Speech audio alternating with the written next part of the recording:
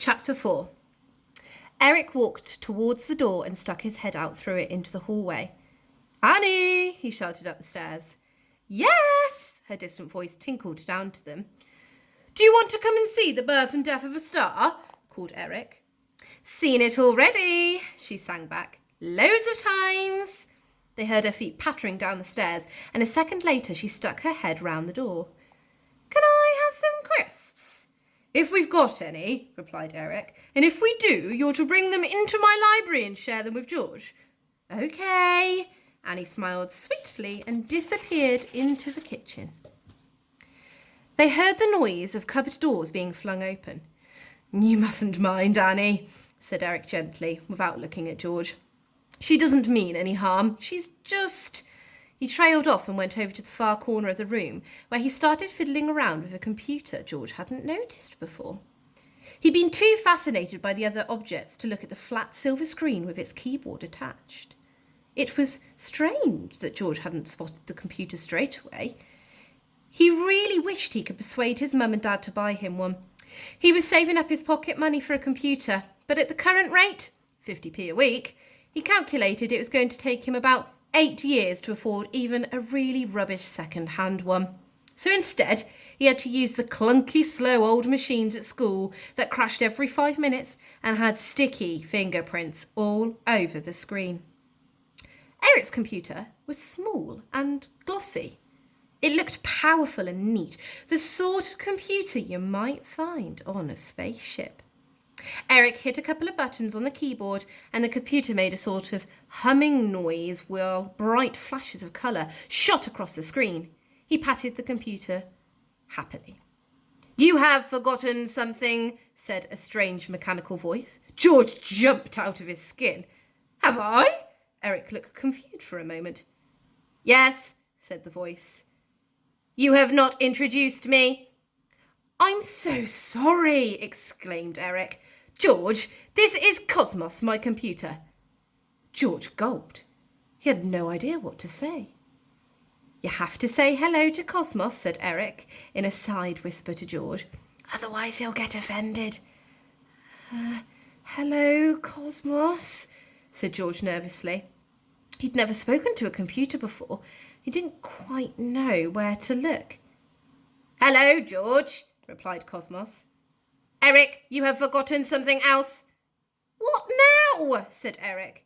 "You have not told George I am the most powerful computer in the world." Eric threw his eyes up to heaven. "George," he said patiently, "Cosmos is the most powerful computer in the world." "That is correct," agreed Cosmos. "I am.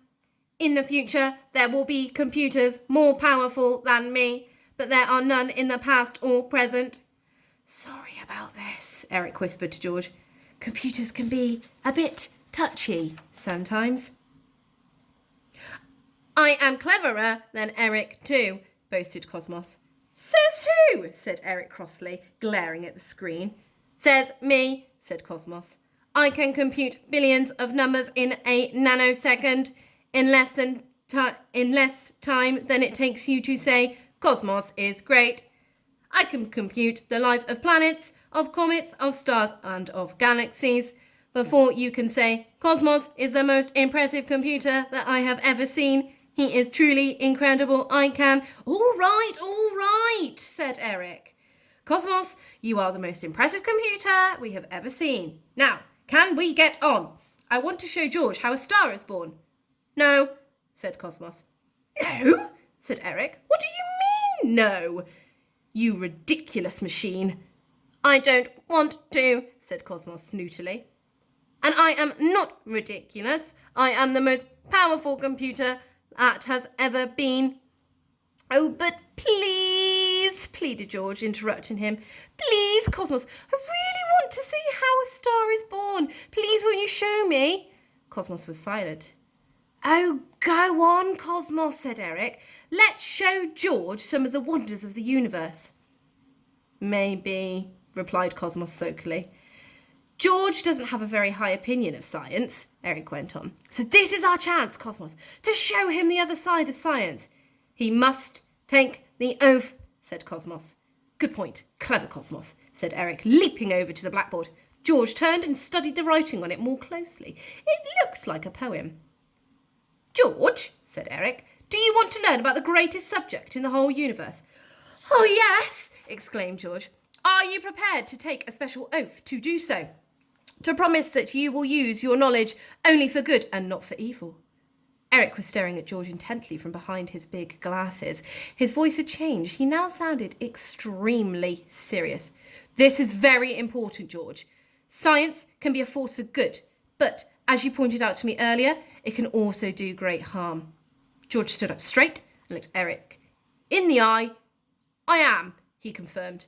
Then, said Eric, look at the words on the blackboard. It is the oath of the scientists. If you agree with it, then read the oath out loud. George read what was written on the blackboard and thought about it for a moment. The words of the oath didn't frighten him. Instead, they made him feel tingly with excitement, right down to his toes. He read the oath out loud, as Eric had instructed him. I swear to use my scientific knowledge for the good of humanity. I promise never to harm any person in search for enlightenment. The sitting room door opened and Annie slided in, clutching a huge multi-pack bag of crisps. Carry on, said Eric encouragingly. You're doing very well. George read out the next bit. I shall be courageous and careful in my quest for greater knowledge about the mysteries that surround us. I shall not use scientific knowledge for my own personal gain or give it to those who seek to destroy the wonderful planet on which we live. If I break this oath, may the beauty and wonder of the universe forever remain hidden from me. Eric clapped, and he burst an empty crisp packet. Cosmos flashed a rainbow of bright colours over his screen. Well done, George, said Eric. You are now the second youngest member of the Order of Scientific Inquiry for the good of humanity. I salute you, said Cosmos. From now on, I will recognise your command. And I'll let you have some crisps, piped up Annie. Annie, shh, said Eric. We're just getting to the good bit. George, you may now use the secret key that unlocks the universe. Can I? Asked George. Where is it? Go over to Cosmos, said Eric quietly, and look at his keyboard. Can you guess which one you need to press? Can you work out which one is the secret key that will unlock the universe for you? Annie, say nothing. George did as he was told. Cosmos might be the world's most powerful computer, but his keyboard was just an ordinary familiar one, with the letters and symbols laid out in the same order as even the crummiest school computers. George thought hard. Which key would be the one to unlock the universe for him? He looked again at the keyboard and suddenly he knew. It's this one, isn't it? He said to Eric, his finger hovering. Eric nodded. Press it, George, to begin. George's finger came down on the keyboard marked enter. Suddenly, the lights in the room started to fade. Welcome, said Cosmos, playing a little computerized fanfare, to the universe. As the Earth's moon rises just before dawn, Earthshine, sunlight reflected back from the Earth, gently lights up the night side of the moon. Although the moon is usually thought of as grey, it actually has colour. This image has been enhanced to reveal the subtle hues produced by the different geological features of the moon. This far side of the moon can never be seen from Earth. This picture was taken by the Apollo 16 spacecraft in 1972. Because of its distinctive shape, the dark nebula at the centre of this image is called the Horsehead Nebula.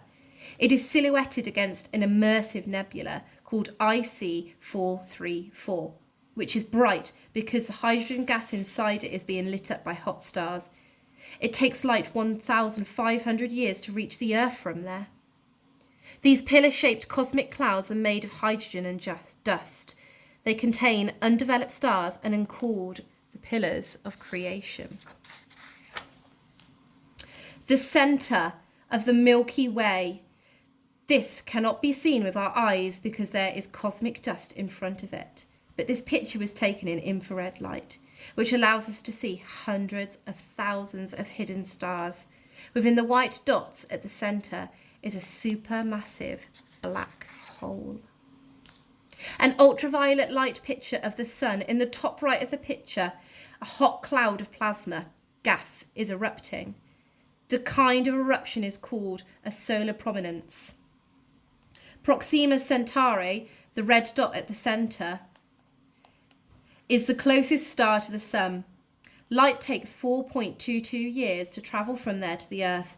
It takes 8.31 minutes for light to travel from the sun to the Earth. Chapter 5. The room was getting darker and darker. "Come and sit here, George," called Annie, who had already settled herself on the big, comfy sofa. George sat down next to her, and after a few seconds he saw a tiny beam of very bright white light. It came directly from Cosmos's screen. The beam shot out into the middle of the room, where it wavered for a second before it began to sketch a shape in the air. It moved from left to right in a straight line before dropping down towards the floor, leaving a shining path of light behind it. It turned another corner to make 3 sides of a rectangle. One more right angle and the beam of light came back to its starting point. For a second, it looked like a flat shape hanging in the air, but suddenly it turned into something real and very familiar. "But that looks like a," said George, who could suddenly see what it was. "A window," said Eric proudly. "Cosmos has made us a window on the universe. Watch closely." The beam of light disappeared, leaving the window it had drawn in the middle of Eric's sitting room, hanging in mid-air. Although the outline was still shining with bright light, it now looked exactly like a real window. It had a big sheet of glass in the pane and a metal frame. Beyond it, there was a view, and that view was not of Eric's house, or of any house, road or town, or anywhere else that George had ever seen before. Instead, through the window, George could see an incredible, vast darkness, peppered with what looked like tiny bright stars. He started to try and count them. "George," said Cosmos in his mechanical voice, "there are billions and billions of stars in the universe. Unless you are as clever as me, you will not be able to count them all." "Cosmos, why are there so many?" asked George in wonder. "New stars are created all the time," answered the great computer. "They are born in giant clouds of dust and gas. I am going to show you how it happens." "How long does it take for a star to be born?" George asked. "Tens of millions of years," replied Cosmos. "I hope you are not in a hurry," said Eric, sitting cross-legged on the floor beside the sofa. His long, thin limbs bent at sharp angles. He looked like a friendly giant spider. "Don't worry, George. I've speeded it up quite a lot. You'll get home for dinner. Annie, pass the crisps around. I don't know about you, George, but the universe always makes me very hungry." "Oh dear," said Annie, sounding embarrassed. There was a rustling noise as she rootled around inside the big bag. "I'd better get some more." She leaped off the sofa and dashed back into the kitchen. As Annie left the room, George noticed something about the view through the window onto outer space. Not all of it was covered with little stars. In the bottom corner of the window, he saw a patch of total darkness, a place where not a single star shone. "What's happening there?" he pointed. "Let's have a look, shall we?" said Eric. He pressed a button on a remote control and the view through the window seemed to zoom towards the dark patch. As they got closer, George realised that an enormous cloud was hovering in that spot. The window kept moving forward until they were right inside the cloud itself, and George could see it was made of gas and dust, just as Cosmos had said. "What is it?" he asked, "and where is it?" "It's a huge cloud in outer space, much bigger than the ones in the sky," replied Eric, "made up of tiny, tiny particles, which are all floating around inside it. There are so many of these particles that the cloud is enormous. It's so big that you could put millions and millions of Earths inside it. From this cloud, many stars will be born. Inside the cloud, George could see the particles moving around, some joining together to form huge lumps of matter. These great lumps spun round and round, gathering even more particles all the time.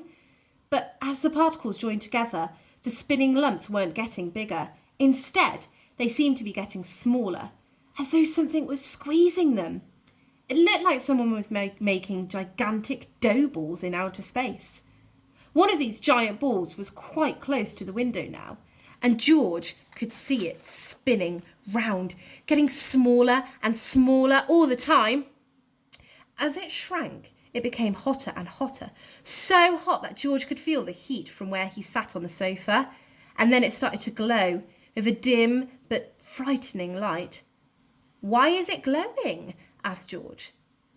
"The more it shrinks," said Eric, "the hotter it gets. The hotter it gets, the brighter it shines. Very soon it's going to get too hot." He grabbed a couple of pairs of strange sunglasses from a pile of junk on the floor. "Wear these," he told George, putting on a pair himself.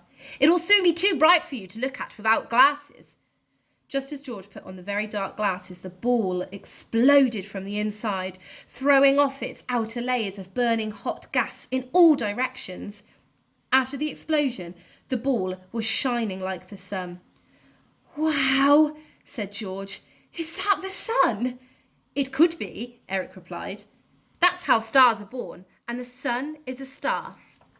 When a huge amount of gas and dust combines and shrinks to become dense and hot, as you've just seen, the particles in the middle of the ball are so pressed together that they start to fuse or join up, releasing an enormous amount of energy. This is called a nuclear fusion reaction. It is so powerful that when it starts, it throws off the outer layers of the ball, and the rest is transformed into a star. That's what you just saw." The star was now shining steadily in the distance. It was a beautiful sight. Without the special sunglasses, they wouldn't have been able to see much, as the star was so bright. George gazed at it, amazed by its power. Every now and then he could see huge jets of brightly shining gases sent hundreds of thousands of miles from the surface at extraordinary speeds. "And the star will keep on shining like this forever?" he asked. "Nothing is forever, George," said Eric. "If stars shone forever, we wouldn't be here. Inside their bellies, stars transform small particles into larger ones. That is what a nuclear fusion reaction does. It fuses small particles together and builds big atoms out of small ones. The energy released by this fusion is enormous, and that's what makes stars shine. Almost all of the elements that you and I are made of were built inside stars that existed long before the Earth. So you could say that we are all the children of stars. When they exploded long ago, these stars sent into outer space all things large atoms they created. The same will happen to the star you are looking at now behind the window. It will explode at the end of its life, where there are no more small particles available to fuse into bigger ones. The explosion will send into outer space all the large atoms the star created in its belly." On the other side of the window, the star was looking angry. Its bright yellow colour was turning reddish as it grew and grew until it was so big that it was almost impossible to see anything else through the window. It seemed to George that the star might explode at any moment. Eric pressed his remote control again, and the window immediately moved away from the star, which carried on getting redder and bigger all the time.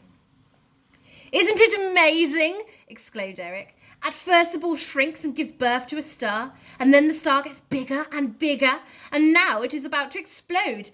Whatever you do, don't take your glasses off."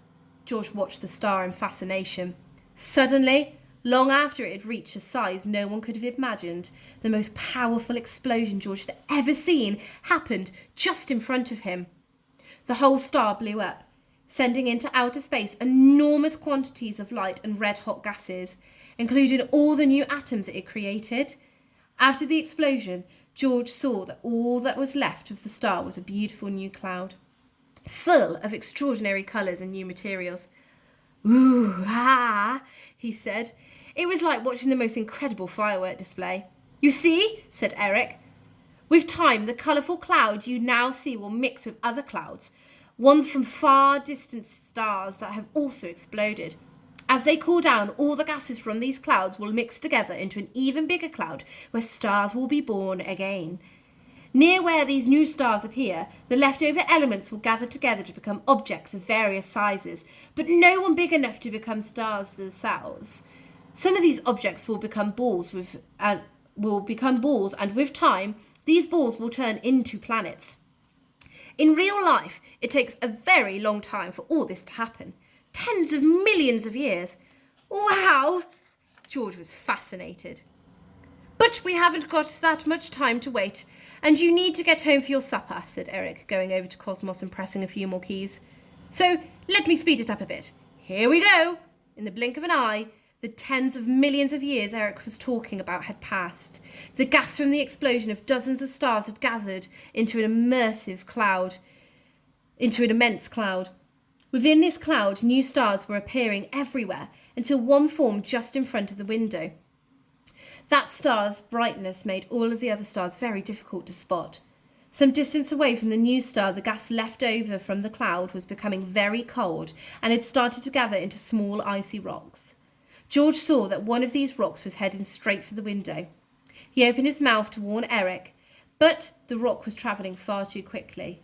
Before George could say anything, it smashed into the glass with a shattering, splintering roar, seeming to shake the whole house. George jumped in fright and fell off the sofa. "What was that?" he shouted to Eric. "Oops," said Eric, who was typing away on Cosmos. "Sorry about that. I wasn't expecting it to take a direct hit." "You should be more careful," said Cosmos crossly. "This isn't the first time we've had an accident." "What was it?" asked George, who found he was clutching a small teddy bear that Annie must have left on the sofa. He was feeling rather dizzy. "We were hit by a tiny comet," admitted Eric, who was looking a little sheepish. "Sorry, everyone. I didn't mean that to happen." "A tiny what?" asked George, feeling the room spin around him. Eric typed a few more commands into Cosmos. "I think that's enough for today," he said. "Are you all right, George?" He took off his glasses and peered into George's face. "You look a little green." He sounded worried. "Oh dear, I thought this was going to be fun. Annie!" he called into the kitchen. "Can you bring George a glass of water? Oh dear, oh dear." Annie came in, walking on tiptoes. She was carefully holding a very full teacup of water, some of which was sloshing over the side. Freddie the pig was glued to her side, casting adoring glances up at her with his piggy eyes. She held the cup out to George. "Don't worry," she said kindly. "I felt really sick too, my first time." "Dad," it was a command. "It's time to let George go home now. He's had enough of the universe." Yes, I think you're right," said Eric, still looking concerned. "But it was so interesting," protested George. "Can't I see something more?" "No, really, I think that's enough," said Eric hurriedly, putting on a coat. "I'm going to walk you back to your house now. Cosmos, you're in charge of Annie for a couple of minutes. Come on, George, bring your pig." "Can I come back?" said George eagerly. Eric stopped fussing around with his coat and keys, outdoor shoes, and smiled. "I should think so," he said. "But you must promise not to tell anyone about Cosmos," as Annie added. It is a secret?" asked George. "Yes," said Annie. "It's a huge, great, big, ginormous, amazing secret with a trillion gazillion times bigger than any secret you've ever heard before." "Now, Annie," said Eric sternly, "I've told you that gazillion is not a real number. Say goodbye to George and his pig." Annie waved and gave George a smile. "Goodbye, George," said Cosmos's voice. Thank you for making use of my exceedingly powerful capacities." "Thank you, Cosmos," said George politely. With that, Eric ushered him and Freddie into the hallway and out of the front door and back into their real lives on planet Earth.